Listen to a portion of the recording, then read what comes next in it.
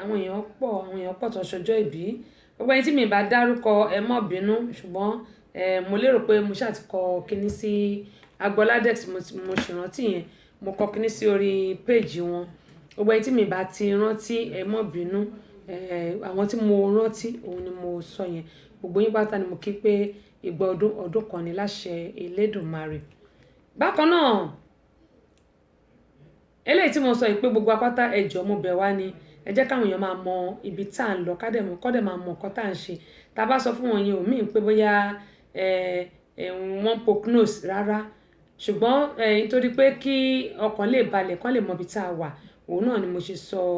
eléyìí pé kí gbogbo wa ká gbìyànjú kí a jẹ́ kí wọ́n mọ ibi tí a bá ń lọ Ọlọ́run Olódùmarè ọlọ́jọ́ òní yóò máa wà pẹ̀lú gbogbo wa o Ọlọ́run máa wà pẹ̀lú gbogbo wa.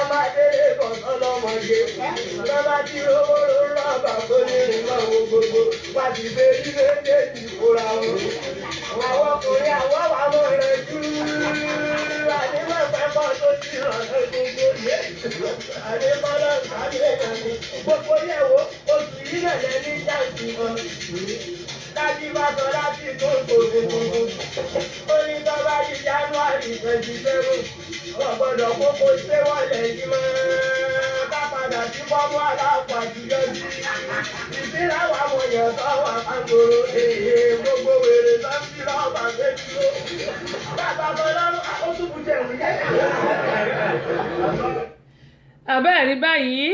wọ́n ní wọn ò jẹ́ kán mọ ẹni tí ó lọ́ mú gidi kọ́lọ́run kó ṣàánú fún wa ó dáa nǹkan kan ti wà nílùú Amẹ́ríkà abala kejì ètò yìí ló yẹ kí n fi ìyẹn ṣe ṣùgbọ́n tẹ́ bá wojú aago yín aago mẹ́rin ti kọjá lórí ìkànnì yìí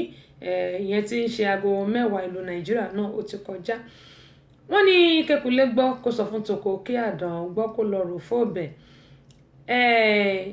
àrùn kan ti wà nílùú Amẹ́ríkà lọ́wọ́lọ́wọ́ báyìí ó ti wọlé sílùú Amẹ́ríkà lọ́wọ́lọ́wọ́ báyìí ṣé tá bá fi lè ṣe the whole topic for today ó tó bẹ́ẹ̀ ó jù bẹ́ẹ̀ lọ àrùn tó wọlé yìí òun náà ni wọ́n pè ní coronavirus ó ti wà nílùú Amẹ́ríkà mo dẹ̀ tún gbọ́ pé ní amúlùdún FM 99.1 wọ́n sọ nínú news pé Lassa fever náà wọ́n ló ti wọ̀lú nílùú Nàìjíríà wọ́n ní Lassa fever náà ti wọ̀lú àwọn symptoms a máa sọ lórí ètò lónìí máa sọ àwọn symptoms a sọ báwo la ṣe lè ṣe kí ni nǹkan tá a lè ṣe ṣé wàá rí coronavirus yìí kí ni nǹkan tó fa coronavirus báwo ló ṣe ṣẹlẹ̀ kí ni nǹkan náà àwọn wo ló gbé wá nítorí pé gbogbo ẹni tó bá wọlé sílùú Amẹ́ríkà ní ìsìn wọn máa screening yẹn ó máa le jù tí kí ni ẹ bá ń freeze lẹ́ẹ̀kọ̀ọ̀kan ẹ má bínú o wọ́n máa screen àwọn èèyàn gan to the extent pé wọ́n á screen wọn to the last even gan fẹ́ lè screen ní pátá lọ́wọ́ tá a wà yìí àwọn wo ló gbé dé gbogbo àtàn travel lọ sí China lọ sí àwọn Chinese area yẹn tó bá ti mọ̀ pé ibẹ̀ lẹ ti ń bọ̀ nínú kọ́ mẹ́jẹ̀ kẹ́ ẹ wọlé torí pé ní Atlanta ní ṣànà ìjẹta wọ́n sọ nísìnyí ìjẹta wọ́n tún sọ lánàá so now wọ́n dá àwọn kan padà wọ́n dẹ̀ mú àwọn kan wọ́n fi wọ́n sínú ṣàmọ̀ pé a máa ń pè àwọn kan ní isolation yẹn ni pé ẹni tó ní àrùn kan lára nínú kan kí wọ́n fi mask sí imú wọn sí imú àti ẹnu wọn kan fi cover wọ́n lè wùkọ́ lè má wùkọ́ ṣùgbọ́n tó bá ti ń gbà láti China àbí anything tó area tó so mọ́ China ní Atlanta bí wọ́n ti ń screen wọn ò jẹ́ kán wọlé àwọn tó dẹ̀ wọlé wọ́n kó wọn sẹ́gbẹ́ kan ni ẹ jẹ́ àwọn náà ṣòwò lélẹ̀.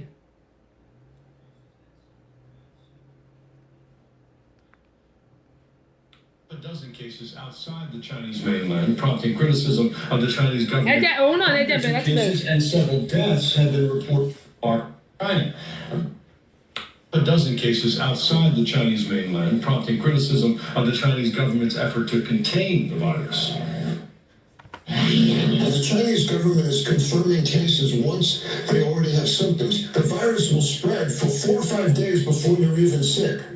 Containment efforts became a major focus Monday after health officials confirmed the virus can now be transmitted person to person. Doctors say it can be difficult to tell whether a patient has become infected because the symptoms are so similar to the flu. Several major airports in the U.S. have now started screening passengers from Wuhan, China, and Hartsfield-Jackson International is preparing to join that group. Fox Sizemore Stiggs joins us now live from the airport where we expect passenger screenings to begin later this week. Morris? Well, in fact, airport officials here got word in a meeting this afternoon that Atlanta's airport, along with Chicago's O'Hare, had been lit. And if you travel to Asia or you have family that travels there, listen up, because this impacts inbound flights. The round-trip Atlanta service to 2 Asian cities, Shanghai, China, and Seoul, South Korea, has drawn the attention of health officials here. Passengers coming into Hartsfield-Jackson will get a screening if they went through at some point Wuhan, China, the epicenter of the virus, which can spread rapidly. And on tight, jam-packed jets, it may not take much if you find yourself seated next to someone who may have some of the symptoms, such as high fever and vomiting. CDC officials met this afternoon with airport staff to outline the program they hope to have up and ready by Thursday. It will apply to those that have traveled first through Wuhan, China, and exhibit symptoms. So anyone that exhibits symptoms, we automatically check. Our CDC automatically checks. But those individuals that have been identified that came from that country or originated or come through that country will receive the enhanced screening by CDC and CBP. Now, Atlanta knows how to do this because if you recall the Ebola virus, they had to do much the same thing. When he referred to the CBP, that's the Customs and Border Patrol, also taking part. These will be passengers coming through Concourse F. And again, if any of these travelers have gone through Wuhan, there are a list of 5 cities now, including Atlanta, that they'll be directed to if they want to travel inside the U.S. Reporting live from... ṣé ẹ ti gbọ́ báyìí ìyẹn ni pé gbogbo wa pátá pàápàá jùlọ àwa tí a bá rí pé bóyá èèyàn kan ó ń sín àbí ó ṣe bákan lẹ́gbẹ̀ẹ́ wa ẹ jẹ́ ká rí i dájú pé bóyá a tètè kúrò nítorí pé coronavirus yìí wọ́n ní ó máa tó bí ijọ́ 4 síjọ́ 5 kó tó di pé yóò hàn lára. Tẹ́mi Badru, my sister, ẹ káàbọ̀ sórí ìkànnì yìí. Bukola Tóyìnbó, àdúpẹ́ lọ́wọ́ yín, ẹ káàbọ̀ sórí ìkànnì yìí. Ẹ bá mi share fídíò káwọn èèyàn kí wọ́n lè rí ẹ̀kọ́ kọ́, kán lè rí ẹ̀kọ́ kọ́. Olúyẹmí Isaac Olúṣọlá, wọ́n ní ẹ jọ̀wọ́ ẹ bá mi kí Bukola Bukola ni máa ń pè wọ́n ti mọ́ra. Ìyálájé, sọ́ni ni Beatrice ṣé ní lọ́jọ́ bí wọn mi ò tẹ̀ wá rí o ọ̀dà agẹ́mọ̀ yín sọ pé àwọn èèyàn pọ̀ tí mi ò rántí fún orúkọ ọjọ́ bí mo kàn máa ń rí nǹkan ni ọ̀dẹ̀ tí wọ́n wà lórí ètò mi ò mi wà mọ̀ bóyá ti kúrò bóyá ṣì wà ń bẹ̀ anyway Beatrice Ìyálájé mo dẹ̀ ti bá wọn sọ̀rọ̀ lẹ́ẹ̀kan pé kọ́ má gbàgbé mi mo gbà ládùúrà yìí pé lágbára Ọlọ́run ẹ wò wọ́n ní àṣọdúnmọ́dún ní ṣe àwọ̀ àṣọdúnmọ́dún o àṣoṣùmọ́ṣùbà náà ni ó ṣe àwọn àṣoṣùmọ́ṣù ẹ ti ṣọdún yìí nífẹ̀ẹ́ lè ṣàṣemọ́ o gbogbo ẹ̀yin tẹ̀ ń ṣe ọjọ́ òbí pàápàá jùlọ Beatrice wọ́n ní orúkọ Olúyẹmí Isaac Olúṣọlá wọ́n ní kí n máa kí n pé ẹ kú ewu ọjọ́ òbí o igba ọdún kan ni o ní orúkọ èmi Queen Abọ́sẹ̀dé tẹ́sí ṣo ọmọ bàbá ọlọ́pàá torí ìmọ̀ pé òní ni mi ò mọ̀ torí mi ò rí bóyá tí bá ṣe ètò tán ni mo ṣe máa rí tí bá ń wo àwọn kíní Facebook mi torí mi ò tí ráyè wo Facebook rárá bóyá gbà yẹn ni màá rí bá dẹ̀ rí ọ̀la Friday ni máa tún kí àwọn lọ́jọ́ bẹ́ẹ̀ máa kọ orúkọ máa line up ẹ̀ ni torí orúkọ yẹn pọ̀ mo rí ní èwo ni mo rí ní kíní ó pọ̀ bákan náà ìyálájé náà ìyẹn Sẹ́ríkì Àdínì gbogbo lẹ́rẹ́mọ ọ̀la ni birthday tiwọn òní náà wọn náà sọ fún mi ọ̀la ni birthday tiwọn náà tó mo kí gbogbo yín o pé ẹ pé ọjọ́ bí o ojú yín yóò mọ ọrọ́dún o ẹni fẹ́ lè ṣàṣemọ́ o nínú owó ọlá ẹ̀mí gígùn ayọ̀ àti àlàáfíà gbogbo ọjọ́ tẹ bá ti rántí ọjọ́ bí bá ayọ̀ ló máa jẹ́ fún yín láṣẹ Elédùmarè ìfànífẹ́ lè ṣàṣemọ́ igba ọdún kan ni láṣẹ Elédùmarè ìṣẹ́jú kan gan pàápàá ni ìṣàlà òbí ó ṣe rí nìyẹn tó mo jíṣẹ́ ti ẹ̀ràn mi o gbogbo ẹ̀yin tẹ́ bá dẹ̀ fẹ́ ṣe ẹ wá bá wa yọ̀ ẹ kàn sí mi gẹ́gẹ́ mo sọ pé bẹ̀bẹ̀ ń lọ ẹ mọ̀ bẹ̀rẹ̀ sí gbóhùn àwọn èèyàn lóríṣiríṣi lórí FM station wa ẹ̀yin díẹ̀díẹ̀ náà ni ẹ̀yin tó yẹ pé ẹ fẹ́ wà lórí TV ẹ lè wà lórí bẹ́ẹ̀dì yín kẹ́ máa gbọ́ tuning ẹ máa gbọ́ lórí tuning ẹ̀yin tó dẹ̀ pé bóyá ẹ fẹ́ wà lórí TV bẹ́ẹ̀ bá ṣe ń gbọ́ lórí TV wa náà lẹ́ mọ̀ gbọ́ lórí tuning ẹ mọ̀ yẹn sọ ẹ mọ̀ gbọ́ lórí tuning bẹ́ẹ̀ ń lọ o àṣẹ̀ṣẹ̀ bẹ̀rẹ̀ ni àṣẹ̀ṣẹ̀ mẹ́yẹ bọ̀ lápò ni bí dúdú ni bí fún ni ẹ̀yin Ọlọ́run ló yẹ tẹ́mi bá dúró Ọlọ́run ní ṣètò my sister ẹ̀dẹ̀ ṣéjà rẹ kú gbà gbogbo mi Ọlọ́run ló ń ṣètò ẹ̀ gámọ̀ yín sọ pé gbogbo apátápátá ẹ̀kọ́ náà ni à ń kọ́ ẹ ti gbọ́ gbogbo nǹkan tí wọ́n sọ my sister Sister Clara wọ́n ní 27 ni ok ẹ ọgbọ́n mi ò kúkú mọ̀ ok ẹ ó dáa Beatrice Ìyálájé Sister Clara rán mi iṣẹ́ sí yín ìpolówó tí wọ́n ti sanwó fún lélẹ̀ ṣùgbọ́n mo pé mo jẹ́rìí Sister Clara anytime tí bá ti pè wọ́n ní she always there for me tó dẹ̀ pé Ọlọ́run wà ní fi kú pa yín báyìí lágbára Ọlọ́run ẹ̀gbó ẹ̀tọ́ ẹ̀fọ́ pàwẹ̀ fèrè gìjòbì gbogbo mẹ́ṣígà yẹn bó ti yẹ tutù tó kò ní gbòdì lára yín mo yọ̀ǹda ẹ̀ fún yín kò ní gbòdì lára yín tí wọ́n bá fún mi 1 million mi lè gbé bẹ́ẹ̀ ṣùgbọ́n èyí tẹ̀ ń gbé bẹ́ẹ̀ lágbára Ọlọ́run ẹ wò wọn ò ní gbókùn yín lọlé ẹ̀yìn Ọlọ́run ló fi gbogbo ohun gbogbo yóò fi dẹ̀yìn lọ́rùn ẹ ṣé ẹ kú gbà gbogbo mi ó dá o lórúkọ Sister Clara wọ́n ní happy birthday in advance o Beatrice Ìyálájé my sister Bukola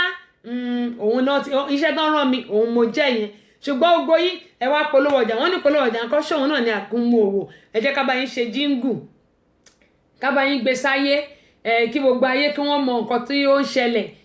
ọ̀dẹ̀ ni pé ẹ mọ̀ ẹ̀ta ló ń tà kọmọ ẹ̀rọ kó tó ta ẹ bá polówó ọjà yín nìsín wàràwàrà náà ni ọjà yín yóò mọ̀ ta owó nǹkan tẹ́ bá ń ṣe yóò mọ̀ lọ déédéé ni lóòótọ́ àwọn èèyàn kan sọ pé ayélujára ti wà ńlẹ̀ kò yẹ ká polówó irọ́ ni o ayélujára ọ̀tọ̀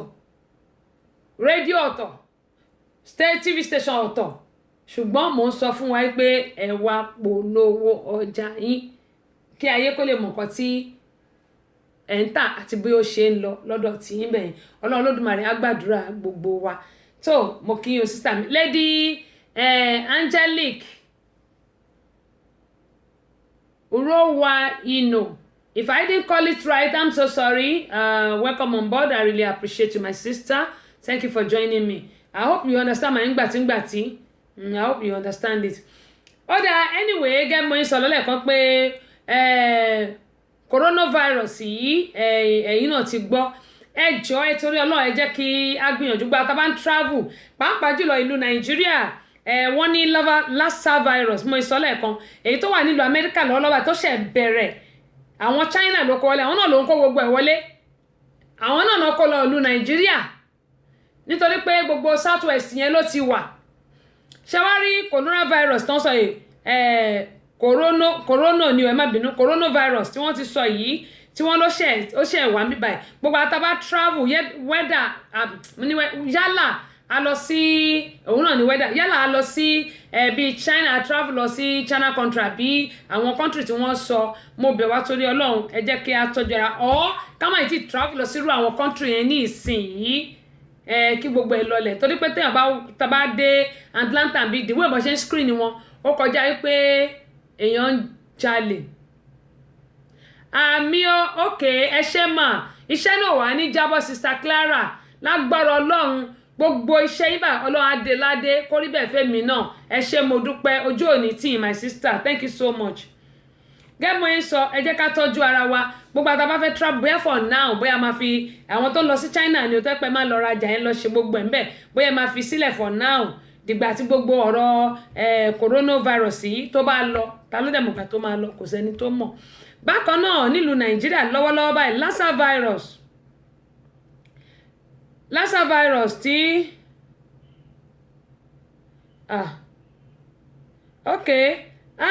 Indiana àwọn ni Dayọ̀ Ìtùnnú Adébánjọ ìyẹn ni àbúrò asọ̀rọ̀ gbogbo tẹ̀fẹ̀ tìmọ̀ràn ìyẹn ọ̀gá mi bàbá mi ẹ̀gbọ́n mi àbúrò mi gẹ́gẹ́ bí mo ṣe mọ̀ ń pè wọ́n ẹnu ni mo níbi ìtajà kàrà láti Indiana mo ti rí kíní ẹlẹ́ẹ̀kan ẹ ṣe gbogbo Indiana ńkọ́ gbogbo àwọn Indiana ńkọ́ àwọn abájọ pé Indianapolis abádẹ́wà pàápàá ní Indiana ẹ bá mi kí gbogbo àwọn ará Indiana o àwọn pólísì yín bẹ̀ kọ́ ṣàlàáfíà náà ni wọ́n wà adúpẹ́ pọ̀ lọ́wọ́ yín o lágbọ́rọ̀ Ọlọ́run gbogbo nǹkan tó dẹ̀ wà ní iwájú tẹ́ fẹ́ ṣe ọba Láùrábí yóò bá yín mú ró yóò bá yín di ọjọ́ náà mú ayé èṣù ẹ̀ṣẹ̀ kò ní yẹ ọjọ́ náà láṣẹ Elédùmarè èrè yóò pọ̀ bẹ́ẹ̀ ẹ jẹ́ n sọ báwọn. Fashat Adams màmá tọ́jà éjù my sister wàláì once in a million ni ẹ bá ti débẹ̀ èèyàn ti mọ̀ pé yes wọ́n kọ́ ní ẹ kú ilé gbogbo global gbogbo wa ń gbọ́ ẹ káàbọ̀ my sister mi ò ní wáyín tì o láṣẹ Elédùmarè mi ò ní wáyín tì yóò dà kò ní bàjẹ́ Fashat Adams mi ò ní wáyín tì ẹ ṣe ẹ káàbọ̀ sórí ìkànnì yìí gẹ́gẹ́ mo sọ pé mo ti kí ará Indiana tí wọ́n ti darapọ̀ mọ́ wa ìyẹn ni sísítà mi Dayọ̀ Ìtùnnú Adébánjọ tó gbogbo alájọ wà nílò olótùtù kò ní gbòdì lára gbogbo wa ò láṣẹ Elédùmarè. Mo ní Lassa virus ó ti wà nílùú Nàìjíríà àwọn ní coronavirus tí wọ́n ló ṣẹ̀ṣẹ̀ dé sọ́dọ̀ tiwa corona náà pé bọ́bọ́ bá ṣe òyìnbó ló ṣe ń pè corona ṣe mọ̀ pé inú ara nìyẹn wà ṣùgbọ́n coronavirus ni wọ́n pè eléyìí òun ni wọ́n pè bẹ́ẹ̀ náà ni tí a bá ní storm wọ́n lè fún ní orúkọ kan pè lẹ́mìlí wọ́n lè pè ní orúkọ tó bá ṣàtìwọ̀n wọn lòyìnbó máa ń pè tiwọn. Wọ́n ní Lassa virus ó ti wà nílùú Nàìjíríà lọ́wọ́lọ́wọ́ báyìí mú bá tá bá travel lọ sílé mo bẹ̀ wá torí Ọlọ́run we have to take care of ourselves we have to take care of ourselves. Wọ́n ní Lassa virus kí ni nǹkan tó ń fà á Lassa virus àbí àwọn symptoms wo kí ni àwọn àpẹẹrẹ tí èèyàn lè rí. Wọ́n ní what are the symptoms of Lassa virus ìyẹn ni pé kí ni àwọn àpẹẹrẹ tí a lè rí. Wọ́n ní Lassa virus pé wọ́n ní ó máa ń ṣẹlẹ̀ ó máa ń jáde lára ìyẹn ni pé it occur between 2 to 21 days wọ́n ní tó bá ti bẹ̀rẹ̀ ọjọ́ kejì sí 21 days wọ́n ní after coming into contact with infected people ìyẹn ni pé bí èèyàn bá ti bá ẹni tó ní Lassa virus bí èèyàn bá ti lè bó bá ti lè bóyá màá sọ àwọn nǹkan tó máa ń fa omi tí mọ̀ nǹkan tó ń fà á èmi náà ó sọ tó bá téèyàn bá ti lè contact ẹ̀ báyìí àwọn nǹkan tó máa ṣe àwọn àpẹẹrẹ tá a máa rí ni pé ara máa gbóná orí fífọ́ ọ̀nà fún máa dùn tó ń pè ní soft throat ìyẹn ni pé headache fever and sore throat tí wọ́n bá ti ń rí gbogbo àwọn àpẹẹrẹ wọ̀nyí wọ́n ní bákan náà pé igbá àyà tá a pè ní chest wọ́n máa dùn yàn then muscles gbogbo ara yóò mọ ròyàn muscle pain wọ́n ní chest pain muscle pain nausea vomiting ebi máa gbé èèyàn á sì tún máa bì àti diarrhea yẹn ní pé ìgbẹ́ gbúrúgbú yóò mọ lọ ilé ìgbọ̀nsẹ̀ lẹ́ẹ̀mẹ́ẹ̀ẹ́dógún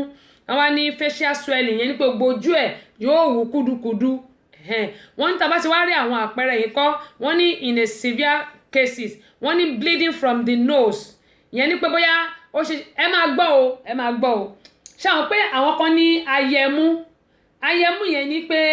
àwọn ẹlòmíì wọ́n máa ń Olúwatóyìn Isa àwọn kan máa ń bleed láti imú tó yẹ pé ayẹmú máa ń ṣe wọ́n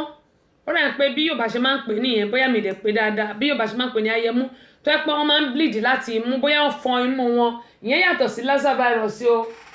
Mariam mo ti kí yín happy birthday o. Hello ìyá mo ti kí yín happy birthday o mo ti kí yín o. Mo ti kí yín ṣe rí náà wọn tí wọ́n ṣe ọjọ́ ìbí náà ni wọ́n text mi yìí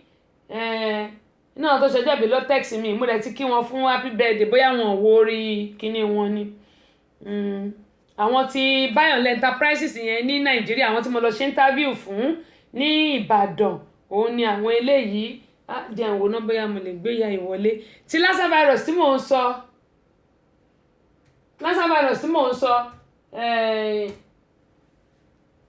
mo ní in a severe case ẹ̀yin tẹ́ wà lórí Instagram kí ni ẹ máa cut ẹ bá mi padà wọlé adúpẹ́ pọ̀ lọ́wọ́ yín àmọ́ lóore o. Mo ní in severe case ayẹmú mo sọ̀rọ̀ nípa ayẹmú yẹn ni pé àwọn ẹlòmíì máa ń bleed láti mú fún àwọn tó yẹ pé wọ́n máa ra efinrin Naija mo ti rí yẹn wọ́n máa ra efinrin wọ́n máa ra ródóródó wọ́n á ra mọ́wọ́ wọ́n wá fi sí imú tó máa ti fi sí imú wọ́n ní kẹ́ni yẹn kó gbórí sẹ́yìn wọ́n ní kí ẹni yẹn kó gbé orí sí ẹ̀yìn so kíní yẹn á wá jẹ́ kí ẹ̀jẹ̀ yẹn kó dá torí mo ti rí ẹni tó ṣe rí mo ti rí ẹni tí ayẹmú yẹn ṣe rí ó yàtọ̀ sí Lassa fever ó yàtọ̀ sí Lassa fever ká má da òkú pọ̀ mọ́yàwó wọ́n wá ní bleeding from the nose from the mouth nose vagina or gastroentity àwọn ibi tí ẹ̀jẹ̀ ti lè máa jáde òun ni wọ́n ti sọ yìí òun náà ti sọ so yẹn ni pé kì í ṣe ti ayẹmú yẹn ṣàwárí wá ní what do I do if I think I have Lassa virus wọ́n ní kí ni nǹkan tí a lè ṣe àwọn nǹkan tí a lè ṣe náà ni wọ́n ní avoid contact with other people yẹn ni pé tá bá rò pé bóyá a ní Lassa virus yìí Àbẹ̀kẹ́kẹ́yìndé wọ́n ní amúrún kí ló ń jẹ́ bẹ́ẹ̀ ṣóun ni ayẹmú amúrún lẹ́yìn pé ayẹmú ni mo mọ̀ pé wọ́n máa ń pè lọ́dọ̀ tiwa o lábẹ́òkúta ṣùgbọ́n bá pẹ́ amúrún náà ni ẹ mọ̀ oríṣiríṣi èdè náà fi ń pè ìyẹn báyìí tábà ti àwọn tí ó máa ń ṣe tí wọ́n bá gbórílẹ̀ báyìí ẹ̀jẹ̀ máa ṣe nímú wọn láì jẹ́ pọ́n bló mú wọn kì í ṣe pọ́n fún mú o ó máa dà báyìí ni àwọn ara efinrin yẹn torí mo ti rántí ṣe lójú mi rí fún ẹ̀gbọ́n kan báyìí ẹ̀gbọ́n yẹn wà ní Ìjẹ̀bú mo yín sọ ibẹ̀ ló ń gbé báyìí wọ́n wá ra efinrin wọ́n fi sí ní méjì wọ́n ní kó gbórí sókè báyìí láàrin wákàtí kan tó gbórí sókè wọ́n bá rọ orí ẹ̀ ó dẹ̀ dá tó bá ti ń ṣe báyìí ó máa ń ṣe ní gbogbo ìgbà tó bá ti ń ṣe báyìí nǹkan tó máa ń ṣe fún nìyẹn á wá lọ. ó dáa gbogbo ẹ̀yin tẹ́ ń fi request sórí Tessy Show mo bẹ̀ yín torí Ọlọ́run ẹlòmíì bí èèyàn bíi mẹ́fà ló ti request nísìn ẹ máa lọ sórí Ìyálóde Amúlùdùn èmi náà mo wà ń bẹ̀ eléyìí ti kún kò sí mo ṣe fẹ́ gbàyàn mọ́ ẹ lọ sórí Ìyálóde Amúlùdùn mo kàn ra fi pé pérésì yẹn sílẹ̀ ni ẹ mọ́ bínú wọ́n ní avoid contact with other people yẹn ni pé ká má súnmọ́ àwọn èèyàn tí nǹkan kan ò ṣe ìyẹn àwọn tá bá rò pé bóyá a ní ẹni tó bá dẹ̀ nínú tá mọ̀ pé ó ní ká má súnmọ́ wọn wọ́n wá tún ní seek health advice immediately yẹn ni pé ká lọ rí àwọn dókítà wa ká gbọ́dọ̀ dókítà lọ ká lọ rí wọn ká lọ sọ pé nǹkan báyìí là ń rí o báyìí lára wa ṣe ń ṣe o wọ́n ní wọ́n ní drink plenty of fluid ìyẹn ni pé ká máa mu omi tó pọ̀ wọ́n ní ká mu omi tó pọ̀ bákan náà wọ́n tún ní antiviral drug ìyẹn ni pé ilé ìwòsàn náà ti lè kọ̀ yẹn fún yàn o wọ́n ní can be effective treatment if given early ìyẹn ni pé wọ́n bá ti fún wa ní oògùn wọ́n ní yóò tètè jẹ́ kí ó lọ wọ́n wá ti sọ pé what is Lassa virus sọ́dọ̀ àwọn ọmọ ti sọ Lassa virus is a viral illness that typically occur in West Africa mo ti sọ pé ìlú wa lọ́hùn ni mo ti sọ yẹn wọ́n ní how is Lassa virus spread ìyẹn ni pé báwo ló ṣe ń tàn kálẹ̀ wọ́n ní the Lassa virus is transmitted to human mainly through handling rats food or household items contaminated by rats urine and feces ìyẹn ni pé àkórí ẹ̀ ní pé gbogbo nǹkan tó lè fà á tí ó fi lè jẹ́ kí Lassa virus yìí kó máa tàn kálẹ̀ ní pé ìtọ̀ eku ìgbẹ́ eku yálà nínú oúnjẹ wa tàbí nínú àwọn nǹkan tí a bá gbélẹ̀ sínú ilé bàbá ti lè fọwọ́ kàn báyìí àá contact tàbí tá a bá ti jẹ́ sẹ́nu bóyá eku yàgbẹ́ sínú oúnjẹ wa àbótọ̀ sí tá a mọ̀ tá a wá lọ sè é. wọ́n wá ní the virus can spread between people through direct contact with the body fluid yẹn ni pé omi ara wa bóyá a làágùn ẹnìkejì náà làágùn àwádìímọ̀ra gbagi wọ́n nìyẹn náà lè fà á wọ́n náà lè fà á. bákan náà wọ́n ní contact with the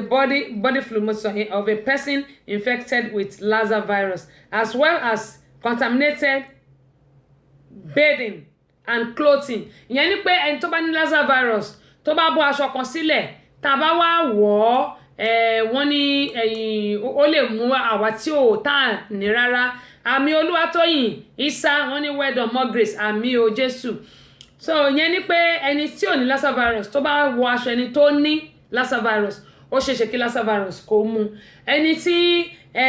kò ní Lassa virus tó bá wọ aṣọ ẹni tí ó ní tàbí kó sùn sórí ibùsùn ẹni tó ní ṣàwọn pé a ti làágùn sórí ibùsùn wa wọn ló ṣeéṣe kó mú. ẹ jẹ́ ká sọ fún àwọn èèyàn wa tó wà nílùú Nàìjíríà.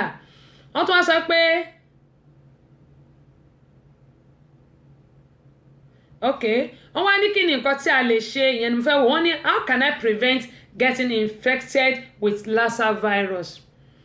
Lassa virus kí ni nǹkan tí a lè ṣe. àkọ́kọ́ rẹ̀ wọ́n ní wash your hand regularly ìyẹn ni pé ká máa fọwọ́ wa ní gbogbo ìgbà gbogbo àsìkò ní kò sígbà kan tá a lè fọwọ́ lẹ́ẹ̀mẹ́ẹ̀dógún. mo dẹ̀ sọ kíní kan pé hand sanitizer a nílò hand sanitizer nínú ilé wa nínú balùwẹ̀ wa àwa ó nílò òyìnbó ń bí gbogbo wa la nílé gbogbo anybody tẹ́ bá lọ ilé lè máa rí hand sanitizer. pàápàá jùlọ àwọn ata náà ọmọdé ẹjẹ tó la ìgò mímọ́ padà pàápàá jùlọ àwọn ata ní àwọn ọmọdé a nílò hand sanitizer nínú ilé wa a nílò ẹ̀ nínú ilé wa ṣáàrí tá bá ń fọwọ́ wa déédéé kò ní jẹ́ kí infection kankan kí ó wọnú ọwọ́ wa tàbí pé bóyá a lọ ilé ìgbọ̀nsẹ̀ tá bá ti kó ilé ìgbọ̀nsẹ̀ ẹ jẹ́ kí a fi hand sanitizer ká fi pa lẹ́yìn tá bá ti fọwọ́ tán tá bá ti fi ọṣẹ àti kọ̀ǹkọ̀ ọṣẹ tá bá ti fọwọ́ wa nígbà tí kò ń ṣe hospital á dẹ̀ mú hand sanitizer yẹn á fi ra ọwọ́ wa. bákan náà wọ́n ní store food in a container with lid ìyẹn ni pé gbogbo àwọn oúnjẹ wa àwa tá máa ń da oúnjẹ sínú àpò tó jẹ́ pé a dà gàrí sínú àpò tàbí ká kàn dà sínú ike kan ká gbélẹ̀ kó má lọ́mọ rí wọ́n ní pé ká wá ike ọlọ́mọ rí àbí garawa tó lọ́mọ rí àbí bóò tó lọ́mọ rí ká dà gàrí wa sí ká dẹ̀ wá sí ká dà rẹsì wa sí àwọn nǹkan tí ó máa jẹ́ kí a má ní Lassa fever nílùú Nàìjíríà ní eléyìí. wọ́n tún wá ní keep your home clean ìyẹn ni pé ìmọ́tótó borí àrùn mọ́lẹ̀ bí ọyẹ́ ti ń borí ooru. ẹ jẹ́ kí agbẹ́lẹ̀ náà ká sì ìdánudúró bẹ́ẹ̀. ibi ìmọ́tótó la bá dé o ìmọ́tótó borí àrùn mọ́lẹ̀ bí ọyẹ́ ti ń borí ooru àbí ibẹ̀ la bá dé.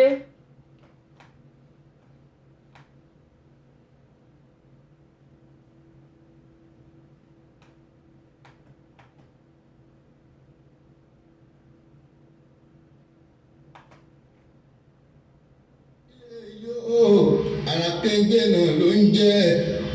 ètò ìdára púpọ̀ gan-an ó dẹ́rìn kò sónú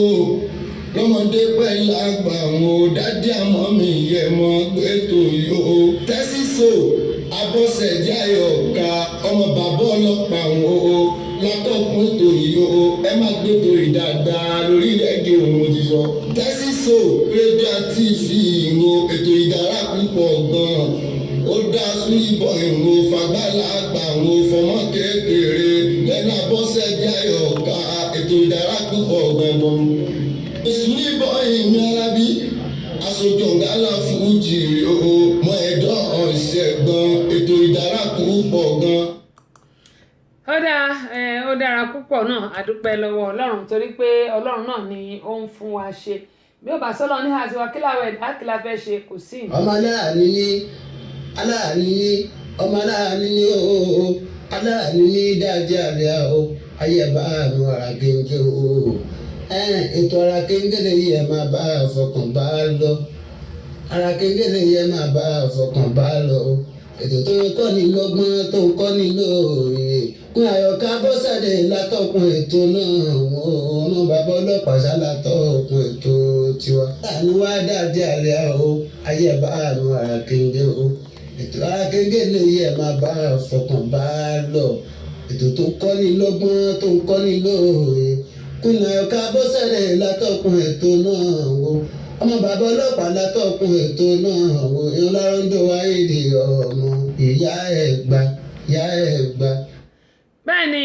ọmọ ìyá Ẹ̀gbá òun náà ní Láròndó tó àdúpẹ́ lọ́wọ́ Ọlọ́run ọba ibi tí ó mú wa dé ibi tí ó bá wa bẹ̀ àti ibi tí ó mú wa lọ.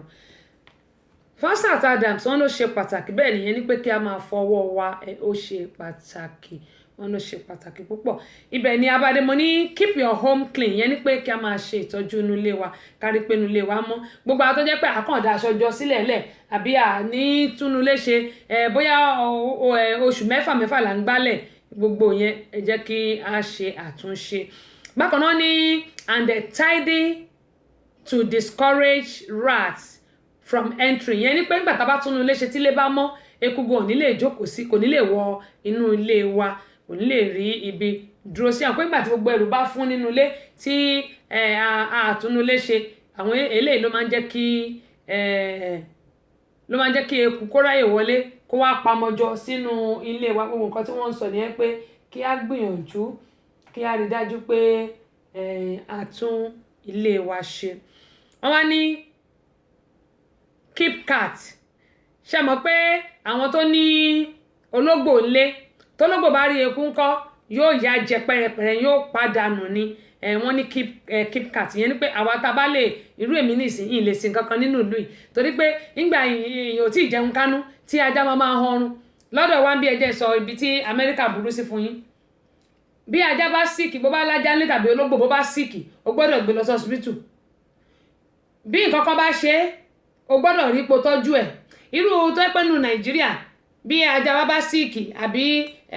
bí nǹkan kan bá bọ́dẹ̀ jẹ́ ẹran ni ṣe àwọn pé kìntẹ̀ fún àpẹẹrẹ ajá ìtàlájá ń gbé nílùú Nàìjíríà pé kó máa bá aṣọ lé ṣùgbọ́n nílùú Amẹ́ríkà bí inú ilé ló máa gbé wàá ṣe lé fún tàbí kó máa sùn sí orí bẹ́ẹ̀dì lọ́dọ̀ ẹ̀ pálapàla mo dẹ̀ rí gbogbo yẹn sí ìlú àpàlà ṣùgbọ́n lọ́dọ̀ wa a ní àwọn nǹkan wọ̀nyí láti lè máa dáàbò bò wá ni èmi ò lè sin nǹkan kan bíbà torí pé tó bá sìn nǹkan kò gbọdọ̀ ṣe bó bá fi lè kú pẹ́rẹ́ báyìí wọ́n á lọ ṣe postmortem wọ́n á fẹ́ mọ nǹkan tó pa kí nìdí tó ṣe kú kí nìdí tó ṣe gbé lọ sí ilé ìwòsàn gbà tí ó síkì gbogbo nǹkan tó máa sọ nìyẹn tó máa béèrè nìyẹn gbogbo àwọn nǹkan yìí dẹ̀rẹ̀ ẹ mọ̀ èyí kọ́lọ́n kó ṣàánú wa ni nígbà tí òde àwọn òṣèré ẹ̀ nílùú Nàìjíríà kò lè mọ́ra ṣùgbọ́n wọn ò fẹ́ gbọ́ nílùú òyìnbó ń bíbà onímọ̀ye sọ fún wa pé gbogbo apáta Ọlọ́run á ṣàánú fún wa o wọ́n ní ká keep cat ìyẹn nílùú Nàìjíríà bá lólógbò kára ológbò sílé inú ilé lólógbò ń gbé kì í ṣe ta wọ́n wá ní cook